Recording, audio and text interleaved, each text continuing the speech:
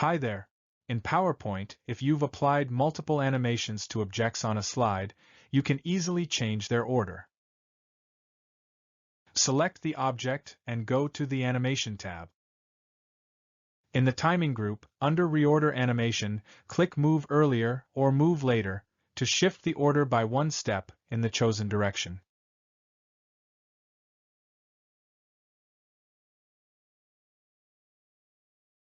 You can also reorder animations in the Animation pane by dragging the selected animation to the desired position.